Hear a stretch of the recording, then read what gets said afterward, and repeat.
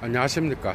지금부터 계도는 도덕의 계보학 서문 네 번째 시간, 서문으로는 마지막입니다. 서문에서 7절과 8절을 강좌를 열겠습니다. 7절과 8절 요게 끝나면 이제 본문으로 들어가는데, 아주 재미있는 내용이 또 7절과 그죠? 8절에 나옵니다, 여러분. 자, 오늘 서문 마지막 시간입니다. 벌써 네 번째. 자, 시작하겠습니다, 여러분. 자, 어떻게 시작하는가 하면은 나에게 이러한 전망이 열려진 이래로 나 자신은 학식이 있고 대담하고 부지런한 그러한 동료들을 찾아서 주변을 두리번거릴 이유를 갖게 됐다라는 거예요. 그러니까 도덕에 대하여 이러한, 그죠? 우리가 그 6절에서 이미 세 번째 시간에 이야기했듯이 6절에서 도덕에 대하여 니체가, 그죠?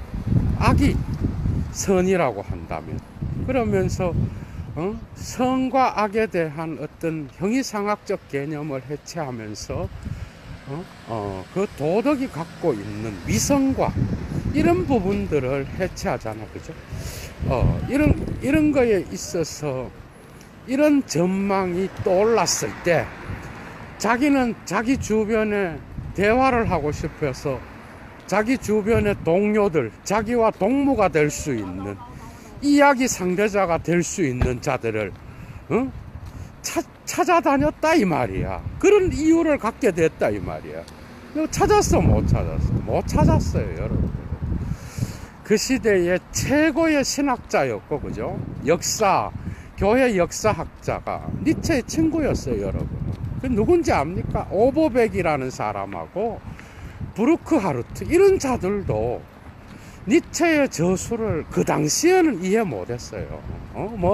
죽은 후에 니체가 이제 정신병원에 들어가고, 그 이후에 니체의 편지를 갖고 또 오버백이 딴 얘기하고 그러는데, 여러분, 한스킹의 신은 존재하는가에 보면은 그런 일화들이 또 나와 있습니다, 여러분. 그런데 이제 어쨌든 주변에 두리번거리면서 친구를 찾게 됐다. 니체는 이런 신학계에서는 제대로 니체의 철학을 분석한 자가 별로 없어요. 신학적으로만 갖고 갔지, 예도가 하는 니체의 정신분석학이라든지 니체의 이런 문화분석을 깊이 있게 연구한 자들이 누가 있었겠어요? 신학에서만 신학적인 것만 이야기했지. 사실은 들레즈가 제일 훌륭합니다, 제가 볼 때. 들레즈, 그 다음에 우리 선생은 말할 것도 없고요. 우리 선생님 같은 경우는 지금 세 번째 니체 전집에 대한 프레지던트예요, 독일에서. 그래서 이 전집에 대한 코멘타르를 갖고 있는데, 거기에 대한 코멘타르를 쓰는 사람이야. 3-4명의 전문가들과 함께. 그런데 나중에 또 그 부분은 또 해야 되고, 참 할 얘기가 많습니다, 얘도가. 자, 그래서 오늘날도 여전히 이 투어 에스 호이텐노호, 오늘날도 여전히 나는 이런 일을 하고 있다는 거, 친구를 찾고 있다 이 말이야. 대화를 할 수 있는. 중요한 것은 엄청나고 멀리 있으며 그래서 감추어진 도덕의 땅, 이 땅을 순수하게 새로운 질문들을 가지고, 그리고 말하자면 새로운 눈으로 이런 도덕의 땅을 편력하고 여행할 수 있는 것, 이게 아주 중요한 거다 이 말이에요. 그러면서 여기에 도덕의 땅은, 여기서 도덕은 어떤 도덕인가 하면은 하이픈하고 원서에 뭐라고 표현되어 있는가 하면, 비얼클리히어 다 게베제는 실제로 거기에 있었던 비얼클리히 겔랩턴 모랄, 실제로 거기에 있어서 실제로 현실적으로 체험된 도덕, 실제의 도덕의 땅, 이해가 되죠. 이런 땅을 베라이젠, 여행할 수 있는 거, 이런 걸 찾아다녔다 이 말이야. 계속 나갑니다. 그리고 이것은 거의 이 땅을 처음으로 발견했다는 것을 의미하는 게 아닐까? 이 땅을, 이 도덕의 땅, 실제의 도덕, 형이상학적으로 그냥 뭐 주어져 있어서 하느님의 말씀이니까 믿어라, 이런 것 말고 실제 인간의 역사 속에서 문서를 갖고 언어를 갖고 기록된, 그래서 언어 영양사를 가지고 도덕을 해체해버리잖아요, 니체가. 그런 형이상학 말고 역사 속에서 기록된, 미셸 푸코가 그래서 역사의 고문서들의 먼지가 난 고문서들을 파헤치면서 자기의 글을 써나가잖아요, 여러분. 이미 니체의 이러한 문서를 갖고 기록된, 언어로 기록된 역사로부터 도덕을 이야기해야 된다라고 하는 이런 해석학적, 계보학적 해석학이 나와 있습니다, 여러분. 그래서 오늘 마지막 서문의 주제를 예도는 계보학적 해석학, 이렇게 잡았습니다. 자,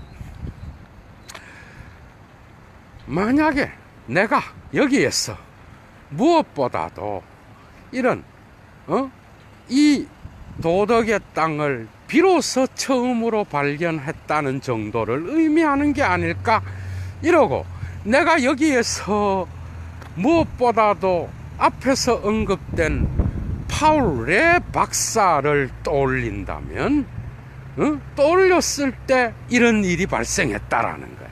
왜냐하면 조금도 나는 그의 문제의 본질로부터 보다 더 올바른 방법론으로 응답에 도달하기 위하여 방법론애로 내몰림을 당할 것이라는 것을 추워도 나는 의심해 본 적이 없기 때문에, 여기서 파울레가 어느 정도의 이런 땅을 처음으로 발견한 게 아닌가, 라고 생각해 볼 수는 있다 이 말이에요. 니체의 글쓰기가 탁월합니다. 여기에서 바로 틀어버려요. 아니다 이 말이야, 파울레가. 이런 게 어려운 거예요, 여러분, 니체는. 자, 그렇다 그러면 내가 이 문제에 있어서 기만당한 것인가? 내가 파울레에게 사기를 당한 것인가? 파울레의 입장에서는 억울한 거야. 누가 나를 언급해 달라 그랬나? 지 혼자 언급하고 이래라 그랬다. 지 혼자 또 사기를 당한 것인가? 이런 말을 한다는 게 뭐라고 나와 있는 거야? 하벤비얼 베트로겐 달인, 이렇게 나와 있어. 내가 여기에서 하베 이히미히 달인 베트로겐, 내가 이 문제에 있어서 사기를 당한 것인가? 참 코미디죠. 계속 나갑니다. 나의 바램은 바로 이것이었다. Mein Wunsch war es jedenfalls. 어쨌든 나의 바람은 이것이었는데 뭐였는가 하면, 이렇게 날카롭고 무관심한 눈에다가 보다 더 좋은 방향을 부여해 주는 거. 이 눈이 뭐야? 날카롭지만 무관심한, 어떤 역사에 관여하지 않은, 의역하면은 그런 눈에다가 더 나은 방향을 부여하는 거. 이게 바로 니체의 원함, 바라는 거였다 이 말이에요. 어떤 방향인가 하면 도덕의 현실적 역사에 대한 방향을 부여해 주는 거. 이해가 돼요? 파울레가 봤던 그 도덕의 땅에다가 실제 역사성을 부여해 주는 거. 이게 바로 자기의 바람이었단 말이야. 그래서 그 멍청한 파울레의 눈과 같은 그런 날카롭지만 역사에 관여한 적이 없는 그 눈에다가 이러한 영국적인 가설에 대하여 목적 없이 쓰여진 그 가설에 대하여 뭐죠? 적재적소의 시기에 경고를 주는 거, 이게 바로 자기가 바라는 거였대 이 말이에요. 그러니까 결국은 파울레를 까는 거예요. 결국은 그 눈에다가 독일어로 그래서 뭐라고 나와 있는가 하면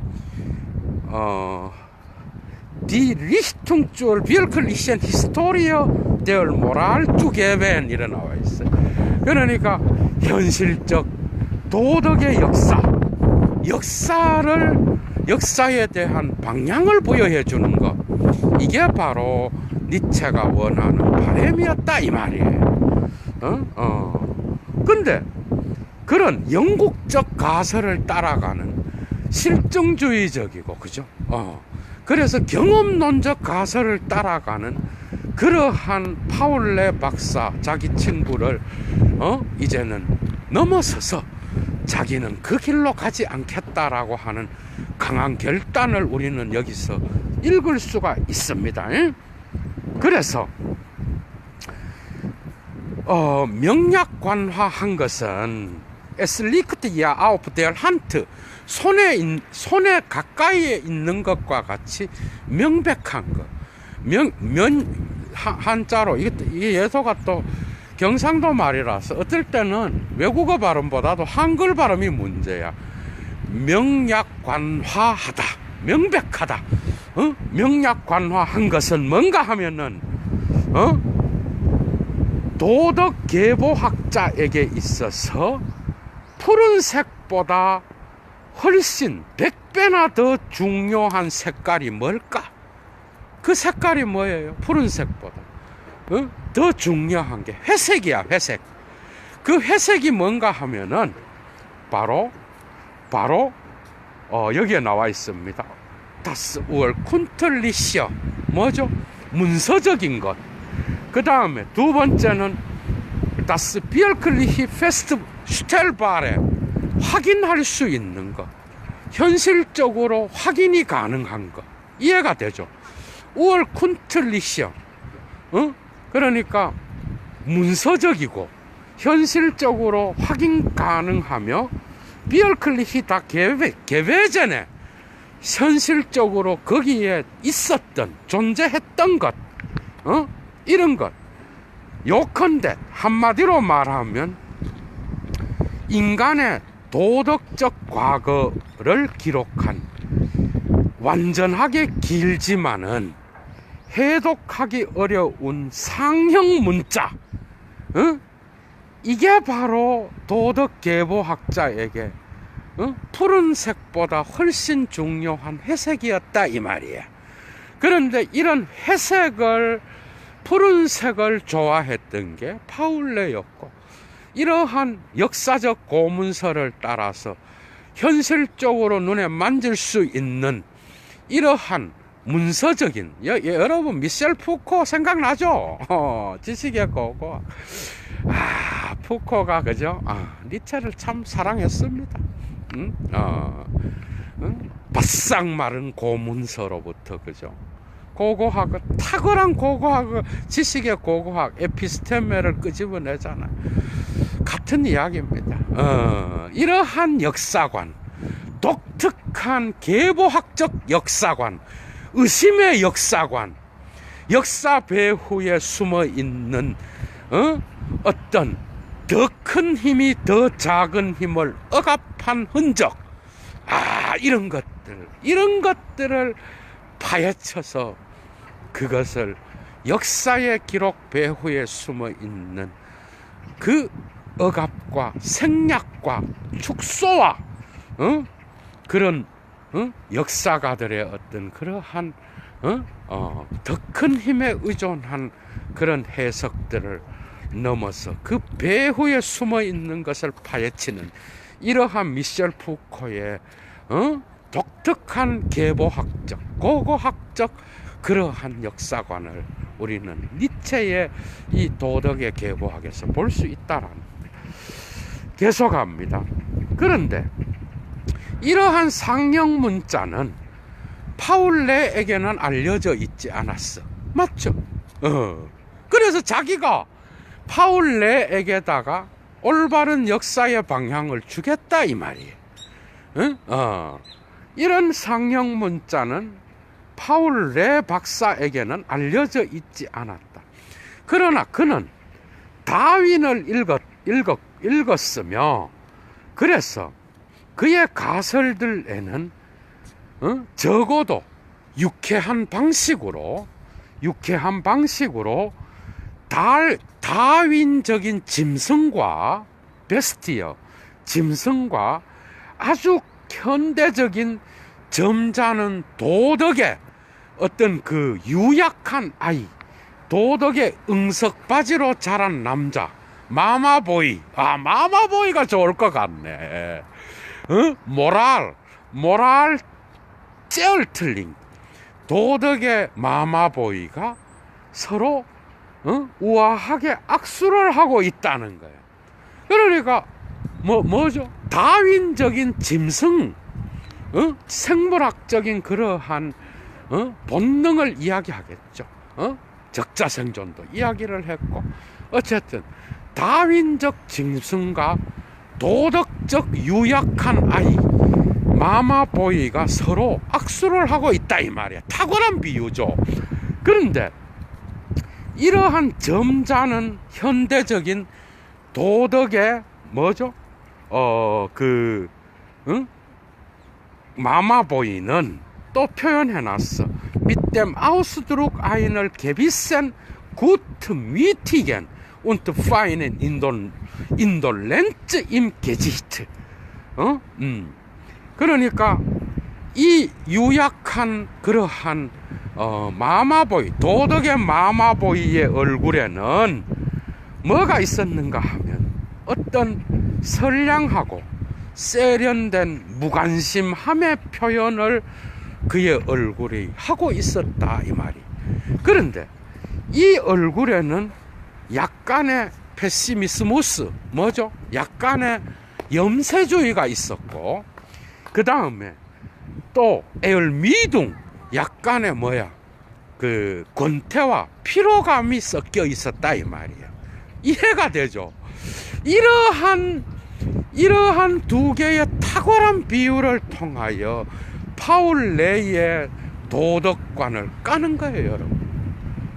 이러한 뭔가 이 파울레는 그런데 이 유약한 그 마마보이는, 도덕의 마마보이는 물을 줄을 몰라. 여기 뒤에 나와 있어. 니트 메얼 바이스트. 더 이상 사람을 무는 그런 짐승과 같은 그러한 어떤 거친 그런 면을 갖고 있지 않아. 그래서 유약한 마마보이라고 말했던 거야. 그러니까 뭐죠? 이러한 파울레의 도덕의 근원에 대한 이론에는 두 가지가 손을 잡고 있는데, 그게 뭔가 하면은 다윈적인 어떤 그러한 뭐죠? 다윈적인 짐승이 있었고, 또 하나는 아주 현대적인 그러한 유약한 도덕의 마마보이가 함께 결혼을 하면서 쉽게 말하면 그런 거죠. 손을 잡고 있었다. 그런데 이 사람의 이론에는 고문서를 소중히 여기는 역사적 기록에 근거한 그러한 이론은 찾아볼 수가 없었다. 그걸 이제는 내가 하겠다. 지금 그 얘기예요, 여러분. 재밌죠? 계속합니다. 그래서 마치 이 모든 것들, 곧 die Probleme der Moral, 도덕의 문제들, 이 모든 것들, 곧 도덕의 문제들을 진지하게 받아들이는 것이 마치 가치가 없는 것처럼, 그렇게 파울레에게는 이러한 짐승과 마마보이가 손을 잡고 있다 이 말이에요. 그런데 왜 여기에서 진지하게 받아들이지 않는 거예요? 그럼 파울레가 역사적 고문서를 다루는 회색의 색깔이 그의 철학에는 빠져 있다 이 말이야. 도덕 철학에는. 이해가 되죠? 회색이 빠져 있고 푸른색 블라우어만 갖고 있었다 이 말이에요. 참 독특한 이야기들입니다. 그런데 나에게서는 역으로 말해서 이러한 사람들이 이러한 도덕의 문제들을 진지하게 받아들이는 것은 더없이 가치 있는 것을 주는 것처럼 보인다 이 말이에요. 그래서 자기는 이러한 도덕의 문제들을 역사적으로 철저하게 분석하겠다. 고문서를 해짓고 역사의 어떤 그러한 근거 위에서 그죠? 그러한 관점에서 계보학을 통하여 이 도덕의 문제를 한번 다루어 보겠다 하는 니체의 어떤 강력한 그러한 의지가 여기에서 나타나 있습니다, 여러분. 계속합니다. 그래서 예를 들어서 사람들이 언젠가 아마도 이러한 도덕의 문제들을 보다 더 쾌활한 것으로 받아들이는 것, 이런 것은 도대체 이런 쾌활한 도덕의 문제를 쾌활한 것으로 받아들이는 그러한 것을 허락하는 것을 쾌활한 문제로 받아들이는 것을 허락할 그런 때가 오게 되는데 도대체 이런 것은 어떤 보상에 속하는 것일까? 이해가 되죠? 그러니까 염세주의적인 특징을 가진 파울레이의 마마보이를 이제는 이런 것들을 뭐죠? 염세적인 것보다는 쾌활하고 명랑한 것으로 받아들일 때가 올 것이다. 그게 바로 니체 자기 자신의 어떤 그러한 분석을 시사적으로 말하는 거죠. 그래서 희극으로 받아들여야 된다 이 말이야. 얼마나 냉소적입니까? 그러니까 파울레이의 뭐죠? 염세주의, 페시미스무스 이런 것들을 이제는 하이틀, 쾌활함, 명랑함 이런 것들로 바꿔서 도덕의 문제들을 다루어야 된다 이 말이에요. 자, 계속 나갑니다. 곧 이러한 쾌활함은 이것을 나의 언어로 바꾸어서 말하면 바로 Die fröhliche Wissenschaft, 뭐죠? 즐거운 학문이다 이 말이에요. 그러니까 자기가 도덕의 문제를 다루는 것은 이런 것들을 기쁘게 명랑하게 취급하여 즐거운 학문으로서 다루겠다 이 말이에요. 이해가 되죠? 참 코미디입니다, 코미디. 그래서 그게 바로 보상이다 이 말. 그러니까 이런 것들을 보상으로 이야기하려면 이런 도덕의 문제들을 자기와 같이 니체 자신과 같이 어떤 쾌활함으로 받아들여야 되고 명랑한 것으로 받아들여서 즐거운 학문으로서 이런 것들을 고찰해야 된다 이 말입니다. 아주 독특한 그런 그 니체의 어떤 그 냉소와 어떤 자기 자신만의 길을 이런 방식으로 표현하고 있습니다, 여러분. 그런데 이 보상은 어떤 보상인가 하면은 Für einen langen tapferen Arbeit unter irdischen Ernst der freilich nicht jedermanns ist 이렇게 나와 있어. 즉 물론 이 보상은 길고 용맹스럽고 부지런하고 근면하며 지하와 같은 그런 진지함에 대한 보상인데 왜 지하에 있는 보상이라고 썼을까? 운털 이얼디슈를 왜 썼을까? 여기서 니체가 그만큼 고민을 하고 지하에서 니체가 그저 이런 진지함을 오랫동안 숙성시켰다 이 말이에요. 이해가 되죠? 이런 지하라고 하는 말을 니체가 쓸 때는 내가 오랫동안 사막에서 사유를 하다가 이제 문화의 세계에 나타나서 이제 예언자가 한참 자기 자신의 세계에 빠져서 사막에서 사유를 하다가 이제 세상 사람들이 사는 곳으로 나갈 때 이때 지하라는 말을 써요. 그러니까 땅 밑에 있다라는 게 아니라 뭔가 떨어져서 혼자 사유하는 그런 시간을, 깊이 있는 시간을 가졌다 이 말이에요. 운터 이얼디셔는. 그래서 여기서 에언스트, 진지함이라고 말하는 거는 또 다시 번역하면 길고 용맹스럽고 근면하며 지하의 어떤 수면 아래에, 땅 아래에 있는 듯한 그런 진지함에 대한 보상인데, 이 보상은 바로 이런 진지함은 물론 모든 사람이 할 수 있는, 모든 사람의 일은 아니다 이 말이에요. 모든 인간이 이러한 진지함을 갖고 사유를 해서 니체 자신과 같이 이런 도덕의 근원의 문제들을 프렐리셔 비션샤프트 즐거운 학문으로 받아들여서 자기와 같이 연구를 할 자는 거의 없다 이 말이야. 모든 사람의 일은 아니다 이 말이야. 이런 것은 이해가 됐죠? An dem Tage aber wo wir aus Vorlem, 이 바람 때문에 이 책이 자꾸 넘어가서 여러분들이 이해해 주셔요. 자,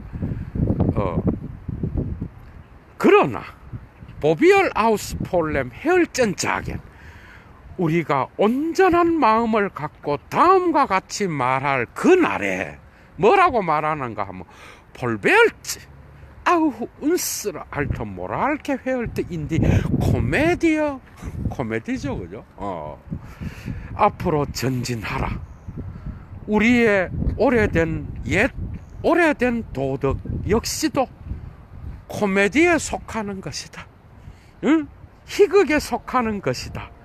전진해라 라고 온전한 마음으로 우리가 말하는 바로 그날에 우리는 영혼의 운명이라고 하는 디오니소스의 극작을 위하여 새로운 뒤엉킴 그리고 새로운 가능성을 우리는 그날에 발견했던 것이다. 이렇게 나와 있어.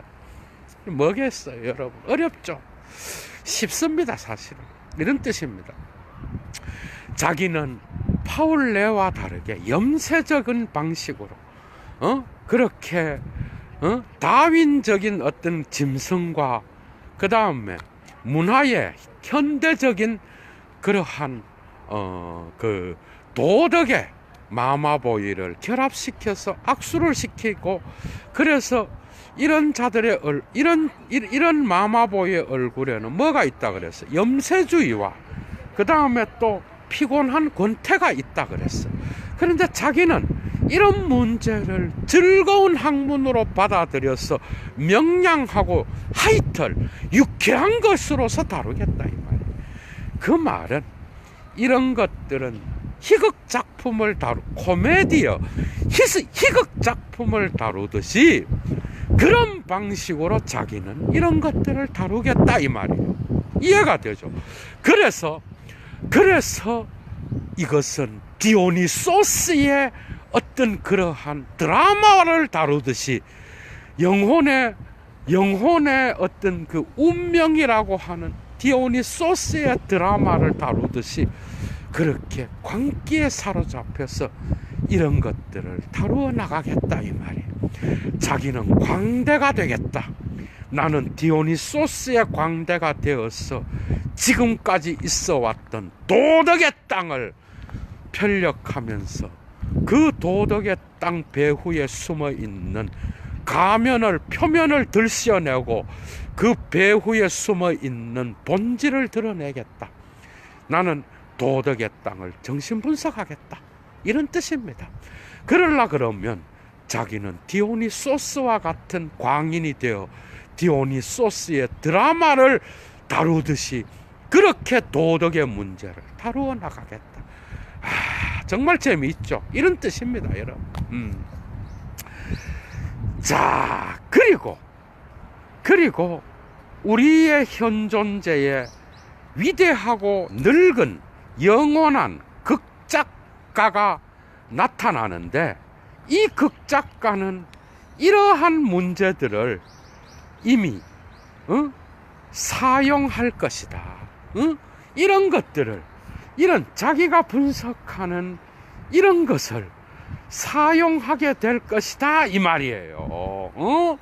그런데 이런 즐거운 학문과 같이 이렇게 도덕의 문제를 다루는 이런 것들을 이용하게 될 것이라는 거야. 그런데 이런 것들은 내기를 해도 좋다, 이래 나와 있어. 코미디입니다. 다르프만 베텐, 이것에 대하여 사람들은 내기를 해도 좋다. 내가 장담하는데 언젠가 위대한 영원한 극작가, 우리의 현 존재의, 우리 시대의 극작가가 이러한 문제들을 유용한 것으로 사용하게 될 것이다. 앞으로 그런 날이 올 것이다. 자기가 하는 이런 것들을 정당화시키는 그러한 메시지로 자기의 글을 마치고 있습니다. 우리의 늙은 도덕은 코미디에 속한다. 이제 나는 디오니소스가 되었어. 이 도덕의 땅을 편력할 것이고, 이 도덕이 역사의 고문서로 파헤치면서 시대를 거슬러 올라가서 도덕의 땅, 배후에 숨은 지식의 고고학, 그 배후에 숨어 있는 에피스테메를 푸코적 용어로, 그죠? 니체를 패러디 했잖아요. 푸코적 용어로 그 지식의 고고학, 표면을 파내서 고고학자가 심층으로 들어가듯이 문화의 심층에 숨어 있는 그러한 억압의 역사를 자기는 파헤치겠다, 이런 뜻입니다. 여러분, 재밌죠? 자, 여러분, 이제 서문 8절 남았습니다. 다 끝났고 이제 다음부터는 본문으로 들어가겠는데, 8절 여기서도 아주 중요한 내용이 있어요. 자, Wenn dieser Schrift jemandem unverständlich ist und schlecht zu Ohren geht, 이 책이 누군가에게 이해될 수 없는 것이고 누군가의 귀에 거슬리는 것이라면 내 생각에 그 책임은 필연적으로 나에게 있는 것은 아니다. 이해가 돼요? 이 책이 이해할 수 없는 것이고 사람들의 귀에 거슬리는 것이라 하더라도 그 책임은 나한테 있는 게 아니다, 이 말이에요. 자, 그것은, 그 책은 내가 전제하는 것, 곧 사람들이 우선 나의 예전의 책들을 읽었고 그 예전의 책들을 읽을 때에 어느 정도의 상당한 수고를 아끼지 않았다고 전제한다면 이 책은 매우 명백하게 쉬운 것이다, 이 말이에요. 니체의 전제는 뭐죠? 자기가 쓰고 있는 이 도덕의 계보학이, 그죠? 이 도덕의 계보학이 어려운 거는 니네들 독자들 책임인 거지 내인데 문제가 있는 게 아니다, 이 말이에요. 니네들의 문제지 내 문제가 아니다, 이 말이야, 니체는. 이해가 되죠? 그래서 그 전제의 조건이 뭐야? 니네들이 예전에 독자들이 나의 이전 작품들을 읽었으면 이 도덕의 계보하고 매우 명백하게 들어올 것인데, 그렇게 하지 않았을 경우에는 니네들이 이해를 못해도 그것은 마인슈르트가 아니라는, 내 책임이 아니라는 겁니다, 여러분. 이해가 됐죠? 그런 뜻입니다. 마인의 슈르트가 아니다. 자, 계속 나갑니다.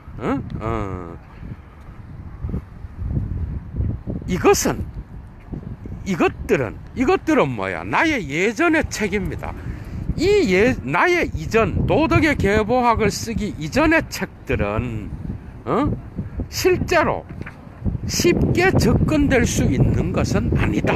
그게 자기의 책이 아무에게나 쉽게 접근해서 읽을 수 있는 게 결코 아니다라는 것을 니체는 지금 이런 식으로 밝히고 있어요. 자, 예를 들어 나의 자라투스트라와 연관해서 보면은 나는 어떤 사람도 그것의 전문가로 간주되는 것을 허용하지 않겠다라는 거예요. 그러니까 나의 자라투스트라를 알고 있는 자로 인정하지 않는다는 거예요. 어떤 사람? 그 자라투스트라에 나오는 그 단어들의 각각의 모든 단어가 언젠가 한 번이라도 깊이 있게 그 사람을 상처를 입히고 언젠가 한번 깊이 있게 그 사람을 황홀경에 빠뜨린 적이 없는 자. 그러니까 의역하면 이런 뜻이에요. 이 자라투스트라의 문자와 단어들이 어떤 사람을 깊이 있게 상처를 입히고 어떤 사람을 깊이 있게 황홀경으로 몰고 간 적이 없는 그런 사람은 나의 자라투스트라를 이해했다고 말하지 말아라. 니네들은 나를 자라투스트라를 이해한 게 결코 아니다. 자라투스트라를 읽고 깊이 상처를 받아보고 깊이 그것에 대하여 뭐죠? 황홀경에 빠져본 적이 없는 자 자라투스트라를 이해했다고 말하지 말아라, 이런 뜻입니다. 그런 정도로 그 책은 정말 대단한 책이었다, 이런 뜻이에요. 계속합니다. 이때야 비로소 그는 특권을 누리는 것이 허용되는데, 어떤 특권인가 하면은 저 작품이 태어났던 그러한 평온한 환경에 곧 그것에 햇빛이 쨍쨍 내리쬐는 밝음, 그리고 몸, 그리고 넓음, 그리고 확신, 이런 것에서 경외심을 가지고 이런 것들에 참여할 그러한 특권을 누리게 될 것이다, 이 말이에요. 이해가 되죠? 그러니까 뭔가 하면은 자기의 자라투스트라의 상처를 입어보고 자기의 자라투스트라의 황홀경에 빠져서 그것을 그 글에 의하여 도취돼 본 적이 있는 자, 이때야 비로소 그는 특권을 누리게 되는데, 저 자라투스트라의 작품이 태어난 평온한 환경에 참여할 수 있는 그러한 특권, 곧 그것에 햇빛이 쨍쨍 내려 비치는 그러한 헬레, 밝은 페어너, 몸, 그 다음에 바이트, 넓음, 그리고 게비스하이트, 확신, 이런 것들에 경외심을 갖고 참여하고 관여한 특권을 누리게 될 것이다, 이렇게 니체는 선언하고 있습니다, 여러분. 참 대단하죠, 그죠? 거의 다 왔어요. 자, 다른 경우에 있어서 경구의 형식은 사태를 어렵게 만든다는 거예요. 니체가 경구, 잠언 형식으로, 이걸 독일어로 아포리스무스라 그래요. 그게 경구의 형식으로 가장 많이 글을 쓴 게 바로 너무나 인간적인. 사실은, 그리고 또 뭐야, 자라투스트라도 경구로, 잠언으로 떡칠이 돼 있죠, 여러분. 선악의 저편도 잠언이 조금 나옵니다. 근데 도덕의 계보학은 잠언으로 쓰여진 게 아니라 최초로 서술로 쓰여진 논문 3개가 모아진 거야. 그런데 이 니체가 서술 문체로, 완전한 문체로 썼던 이 작품 앞에서 경구를 이야기하거든. 진짜 독특합니다. 이건 아주 철학적인 거예요, 여러분. 이건 전문가가 아니면 이야기할 수 없는 거예요. 조금 뒤에 이야기해 드릴게. 자, 뭔 말인가 하면 모든 경우에 있어서 경구를 사용하여 잠언 형식은 사태를 어렵게 만드는데, 이러한 경구의 잠언 형식은 의역합니다. 두 개를 붙여서 여러분들의 이해를 위하여, 그죠? 경구를 사용하는 잠언 형식은 사람들이 이 형식을 오늘날 충분히 어렵게 받아들이지 않는다는 것에 있다. 독특한 해석입니다. 그러니까 잠언은 뭐 개나 소나 다 읽지 뭐 그게 뭐가 어려워 이러면서 사람들은 그걸 쉽게 생각한다는 거야, 경구와 잠언을. 그런데 사실은 잠언은 되게 어렵습니다. 수천 가지의 해석이 나올 수 있어요. 아주 다양한 해석이 숨어 있습니다, 경구와 잠언은. 자, 그래서 경구는, 잠언은 이렇게 나갑니다. 레이트 샤펜 게프레크트 운트 아우스 게고센 이렇게 나와 있어. 레이트 샤펜은 성직한, 성실한 이런 뜻이야. 정직하고 성실하게 각인되고 쏟아내어진 경구는, 잠언 형식은, 아포리스무스는 그것이 읽어낸 이후에도 그것이, 그 경구가 읽어졌다는 그 사실과 더불어서 아직 해독된 게 아니야. 여러분들 알아야 돼. 그러니까 그 경구는 읽어지면서 해독된 게 아니라니까. 아주 압축된 의미가 숨어 있다라는 거예요, 여러분. 압축된 의미가. 그러니까 읽었다고 엔트찌펀, 독일어로 엔트찌펀 된 게 아니라는 거예요. 앞을 레젠 했다고 엔트찌펀 된 게 아니라는 거야. 읽었다 그래서 해독된 게 아니라는 거예요. 이런 게 어려운 거야. 이해가 돼요, 여러분? 그런 뜻입니다, 여러분. 자, 오히려 그것의 해석, 즉 그것이 해석의 기술을 필요로 하는 그런 해석을 시작해야만 한다는 거예요.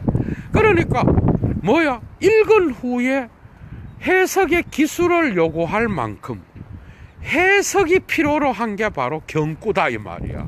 그러니까 읽으면서 해독되는 게 아니라 읽고 나서 다시 보면서 곱씹으면서 그것을 해석하고 비로소 해석이 시작되는 지점이라는 거야. 이해가 돼요? 이런 해석학을 이야기합니다, 니체의 독특한 해석학이에요. 데리다는 이 부분을 아주 깊이 있게 연구했습니다, 여러분. 이해가 돼요?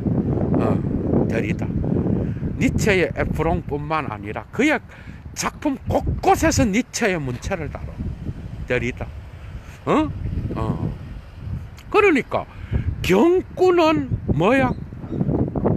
읽으면서 해독된 게 아니야. 비로소 그것은 해석의 기술을 필요로 하는 그런 해석을 읽은 후에 시작해야 돼, 이제 겨우. 이런 게 경구라는 거예요. 상당히 어려운 거라는 거예요.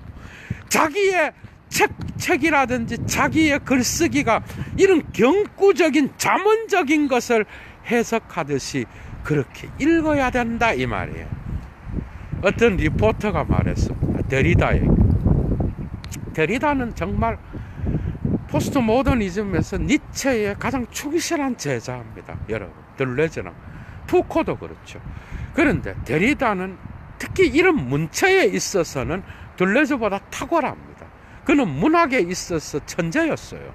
그러니까 이런 문체에, 니체의 이런 문체를 연구를 엄청 많이 했어, 데리다가. 그런데 그래서 니체의 이런 문체는 경구와 같이 그렇게 다양한 해석이 있고, 그 문체는 결코 의미가 결정될 수 없어. 니체의 모든 문체는 내가 우산을 잃어버렸다라는 그 하나의 문장이 문맥이 없이 그렇게 니체가 써놓은 것처럼 니체의 모든 텍스트는 이러한 문맥을 갖고 있지 않고 언제나 미로를 그렇게 미로 속을 헤매듯이 해석자들은 니체를 하나의 의미로 니체의 문체를 묶어낼 수가 없다라고 말하고 있습니다.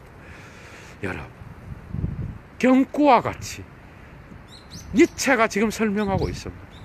경구와 잠언은 읽으면서 해독되는 게 아니야. 읽고 난 뒤에 비로소 곱씹으면서 계속해서 해석을 그때부터 비로소 요구해. 그래서 해석의 기술이 필요하라고 말하고 있습니다. 니체는. 이해가 되죠? 나는 세 번째 논문, 이 책의 세 번째 논문에서 내가 이 경우에 있어서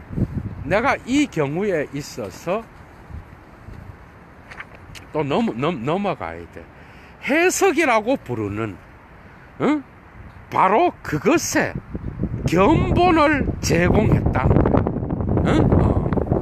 그러니까 이 도덕의 계보학의 세 번째 논문에서 자기가 해석이라고 부르는 그것을, 그죠? 하이데거도 저는 이 자기의 실존론적 그 해석을 현상학을 해석학으로 뒤집을 때 그 해석의 개념은 니체의 영향이 있다고 봅니다. 약간 둘 확실히 다른데 요 해석은 상당히 중요한 겁니다. 니체가 이제 엄청나게 중요하게 생각하는 이 해석이라는 개념, 오늘날 하이데거 가다머를 통하여 성서 해석학에 다시, 불트만을 통하여 성서 해석학에 다시 되돌아온 이 철학적 해석학, 이 지금 할 얘기가 너무 많아. 이 부분에서도 나중에 하겠습니다, 여러분. 이런 해석이라고 부르는 이런 것들을 견본을 이 책의 세 번째 논문에서 자기는 제공했다 이 말이야. 이 논문에 하나의 경구가, 이 논문 앞에는 하나의 경구가 세워져 있는데 하나의 잠언 형식이 쓰여져 있는데 그것 자체가 바로 그 경구의 코멘타르다 이 말이에요. 탁월한 이야기입니다. 그러니까 그 논문 앞에 쓰여져 있는 이 경구, 그래서 이 논문은 그 자체로 이 경구의 코멘타르다 이 말이에요. 세 번째 논문 앞에 쓰여진 그 경구가 바로 뒤에 쓰여진 모든 논문의 내용은 이 경구에 대한 해석이다 이 말이에요. 코멘타르다, 논평이라고.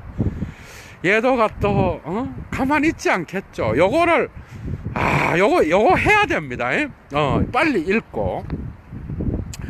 물론 이런 식으로 읽기를 기술로서 연습하기 위하여, 쿤스트, 해석의 기술이겠죠. 기술, 예술로, 여기 예술이라고 기술이 난 것 같아. 기술로, 해석의 기술로서 읽기를 연습하기 위하여 무엇보다도 한 가지가 필요한데, 오늘날 바로 가장 훌륭하게, 가장 잘 망각된 거야. 오늘날 사람들은 이러한 해석 기술을 잊어버렸어. 페얼레언트라고 쓰고 있는데 독일어로 페얼레언에는요, 배워서 망각했다라는 거예요. 배운 후에 잊어버렸다는 거예요. 오늘날 사람들이 이 해석 기술을, 자기의 책을 읽으려면은 이런 해석 기술이 필요한데 이걸 잊어버렸다 이 말이야, 오늘날 사람들은. 그리고 그렇기 때문에 나의 슈리프텐, 저술들을 읽을 수 있을 때까지는 시간이 걸린다 이래 나와 있어. 이것도 중요합니다. 다룸 핫 에스 노호짜이트, 노호짜이트 비스주얼 레스발카이트 마이너 슈리프텐 이렇게 나와 있어. 나의 저술들을 읽을 수 있을 때까지는 시간이 필요하다 이 말이야. 이해가 되죠? 그냥 1차자로 사서 흉내 내면 읽을 수는 있죠. 이해가 안 돼서 그렇지. 응? 자, 사람들은 이것을 위하여서는 거의 암소가 돼야 돼. 암소, 쿠, 독일어로 쿠입니다. 암소가 되어야 되고, 이를 위하여서 이 한 가지가 필요한데, 이것을 위하여서 암소가 되어야 되고, 어쨌든 현대인이 되어서는 안 돼. 왜? 현대 모데언을 맨슈는 이 해석 기술을 잊어버렸다 이 말이야. 망각해버렸어. 그래서 현대인이 되어서는 자기의 경구로 잠언 형식을 취하는 자기의 문체를 이해할 수 없다 이 말이에요. 정말 중요한 거예요, 여러분. 이 서문이. 그래서 소가 되어야 되는데, 그 기술이 뭔가 하면은 das Wiederkäuen 이렇게 끝나고 있어요. 그게 뭔지 압니까, 여러분? das Wiederkäuen이 뭐야, 여러분? 그게 바로 암소가 음식을 먹을 때 씹잖아. Wiederkäuen, 되씹는 거야. 계속해서 씹는 거야. 그래서 데리다에게 어느 누가 네가 어떻게 해서 그런 사유를 하고 그렇게 됐느냐, 어떻게 그런 글쓰기를 할 수 있었느냐. 나는 끈덕진 읽기를 했던 것밖에 없다. 이 뭐 니체를 따라하는 거예요. 반복해서 씹는 것밖에 없다 이 말이에요. Wiederkäuen, 소가 되라. 소가 돼서 이 사유를 끊임없이 계속해서 씹으면서 해석을 해라. 그 방법밖에는 해석의 기술이 없다라고 니체가 말하고 있습니다. 여러분 다 왔습니다. 그 위대한 실스 마리아 오벌 엥가딘 임 율리 아트젠 지벤 운트 아트지 이렇게 말하고 있어. 1887년 7월에 스위스의 실스 마리아 오벌 엥가딘에서 이 서문을 썼습니다, 여러분. 정말 감동적이죠, 그죠? 자, 마지막으로 세 번째 이 경구가 세 번째 논문 앞에 나오는데, 요 경구를 읽고 끝내겠습니다, 여러분. 자, 이런 강좌가 있겠어요, 여러분, 그지? 자, 요 세 번째, 그죠? 요 세 번째 논문 앞에 나와 있는, 비록 거꾸로 나오지만 한번 보셔요. 요게 경구예요. 요 경구가 바로, 요 경구에 대한 코멘타르가 이 세 번째 논문에, 나중에 읽게 되겠지만은, 논문에, 이 논문 전체는 요 경구의 코멘타르라는 거예요. 경구를 읽겠습니다. 운베킴멀트 슈페티슈 게발트테티 이래 나와 있어. 이 경구가 뭔가 하면 걱정 근심이 없이 태평스럽고, 슈페티슈 약간 조롱적이고, 게발트테티 폭력적이고 강압적인 이런 뜻이에요. 세 개의 형용사로 돼 있고, 그 다음 경구로 들어갑니다. 조빌 운스 디바이스 하이트, 지혜가 우리를 이런 방식으로 의욕한다, 욕구한다, 원한다라고 말하고 있어. 지 이스트 아임 와이프, 지혜는 바로 여자다. 지 리프트 인멀루얼 아이는 크리크스만, 지혜는 그래서 언제나 오직 전사를 사랑한다. 알죠? 슈프라하 짜라투스트라는 이렇게 말했다. 이렇게 끝납니다. 이게 바로 제3 논문의 경고야. 그러니까 지혜는 우리에게 이런 것을 원하는데, 태평스럽고 근심 걱정이 없고 약간 냉소적으로 슈페티슈 조롱적이고 그리고 게발트테티 폭력적으로 강압적인 이런 것들을 원하는데, 왜냐하면 지혜는 여자요. 이 여자는 바로 뭐죠? 이 지혜는 바로 여자로서 언제나 전투를 하는 전사를 사랑하기 때문이다. 여러분 한번 생각해 보셔요. 예도가 나중에 세 번째 논문을 여러분들과 같이 그죠? 해독해 나가면서 이 경구에 대한 코멘타르가 뭔지를 여러분들과 함께 고찰하겠습니다. 이 천재와 같은 너무나 천재적이고 천재적인 이 니체가 쓰는 글쓰기 서문에서 여러분들이 조금이라도 맛보았다면, 정말 그죠? 1차 자료 읽기의 가치를 여러분들이 충분히 인식할 수 있었을 거라고 예도는 감히 확신합니다. 네 번째 도덕의 계보학 그죠? 서문 네 번째 강좌 끝났습니다. 많은 것들이 여러분들에게 도전이 되었을 거라고 확신하고, 이 서문에서 니체가 정말 이 위대한 철학자들은요, 이런 1차 자료를 읽어야 돼요. 그래서 뭔가 다르잖아. 이 네 번의 강좌를 통하여 8개의 절로 나누어진 이 서문 그죠? 정말 깊이가 있죠. 엄청난 게 들어 있습니다. 그죠? 예도가 또 그거를 해석하면서 철학적 논평을 달고 그죠? 다양한 이야기들을 했습니다, 여러분.